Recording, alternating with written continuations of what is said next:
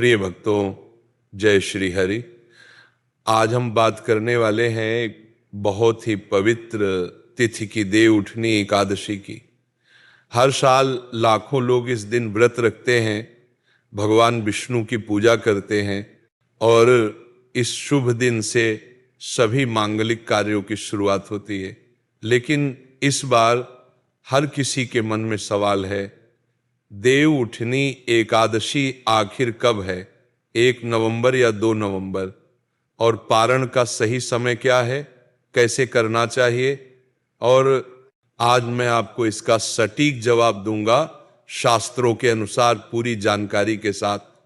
तो वीडियो को अंत तक जरूर देखिए। और अगर आप भी हर साल देव उठनी एकादशी का व्रत करते हैं तो इस वीडियो को लाइक कीजिए, चैनल को सब्सक्राइब करें और नीचे कमेंट में जय श्री हरि लिखिए। प्रिय भक्तों, देव उठनी एकादशी, जिसे प्रबोधिनी एकादशी भी कहा जाता है, कार्तिक मास के शुक्ल पक्ष की एकादशी तिथि को मनाई जाती है। धार्मिक मान्यता है कि इसी दिन 4 महीने के योग निद्रा के बाद भगवान विष्णु जागते हैं। कहा जाता है कि जब भगवान विष्णु निद्रा में होते हैं तो इस दौरान विवाह, गृह प्रवेश या कोई भी मांगलिक कार्य नहीं किए जाते। लेकिन जब वे देव उठनी एकादशी के दिन जागते हैं तो फिर से सभी शुभ कार्यों की शुरुआत होती है। अब बात करते हैं इस साल की तारीख की। पंचांग के अनुसार इस वर्ष देव उठनी एकादशी 1 नवंबर 2025 शनिवार के दिन पड़ रही है। एकादशी तिथि 1 नवंबर को सुबह 4:12 से शुरू होकर अगले दिन 2 नवंबर को सुबह 5:20 तक रहेगी। इसलिए शास्त्रों के अनुसार व्रत 1 नवंबर को रखा जाएगा और पारण यानी व्रत खोलना 2 नवंबर की सुबह किया जाएगा। अब सबसे जरूरी सवाल, पारण का सही समय और तरीका क्या है? शास्त्रों में कहा गया है कि जब द्वादशी तिथि प्रारंभ होती है उसके बाद व्रत का पारण किया जाता है। इस बार पारण का उत्तम समय 2 नवंबर की सुबह 6:30 से लेकर 8:40 तक रहेगा। इस समय भगवान विष्णु की पूजा करने के बाद मीठा जल ग्रहण कर सकते हैं या तुलसी पत्ता खाकर व्रत तोड़ सकते हैं। अब बात करते हैं देव उठनी एकादशी की पूजा विधि की।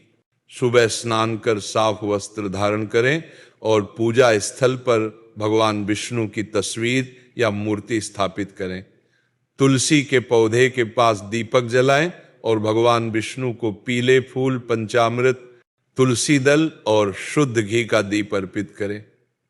मान्यता है कि इस दिन शंख, चक्र, गदा, पद्म के प्रतीक के साथ पूजा करना अत्यंत शुभ होता है। इसके बाद भगवान विष्णु से प्रार्थना करें, हे प्रभु, जैसे आपने क्षीर सागर में योग निद्रा ली थी वैसे ही अब जागकर संसार के कल्याण का कार्य करें। इस दिन विशेष रूप से तुलसी विवाह का आयोजन भी किया जाता है। जो भक्त अपने घर में तुलसी विवाह करते हैं उनके घर में वर्ष भर सुख, शांति और समृद्धि बनी रहती है। प्रिय भक्तों, शास्त्रों में कहा गया है कि जो व्यक्ति इस दिन उपवास रखता है और श्रद्धा भाव से भगवान विष्णु का ध्यान करता है उसे कई जन्मों के पापों से मुक्ति मिलती है और जीवन में कभी धन, सुख, संतोष की कमी नहीं होती।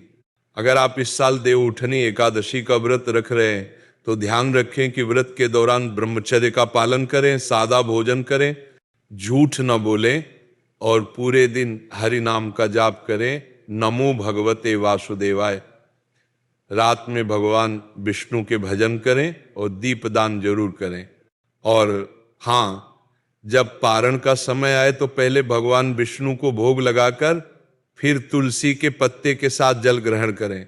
इससे व्रत पूर्ण फलदायी होता है। प्रिय भक्तों, देव उठनी एकादशी केवल व्रत का दिन नहीं बल्कि ये शुभता की शुरुआत का प्रतीक है। इस दिन से विवाह, गृह प्रवेश, अन्नप्राशन और अन्य सारे मांगलिक कार्य शुरू किए जा सकते हैं। इसलिए इस दिन भगवान विष्णु की आराधना करना अत्यंत फलदायी होता है। अगर आपको ये जानकारी अच्छी लगी तो वीडियो को लाइक जरूर करें, नीचे कमेंट में जय श्री हरि लिखें। और अगर आप ऐसी ही धार्मिक और आध्यात्मिक जानकारियां पाना चाहते हैं तो चैनल को सब्सक्राइब करना बिल्कुल ना भूलें। याद रखिए, जब भगवान विष्णु जागते हैं तो सारे शुभ कार्यों के द्वार खुल जाते हैं। इसलिए इस एकादशी को पूरे मन और श्रद्धा से मनाइए और प्रभु से प्रार्थना कीजिए कि आपके जीवन में भी सुख, शांति और समृद्धि का प्रकाश सदा बना रहे। जय श्री हरि, जय विष्णु भगवान।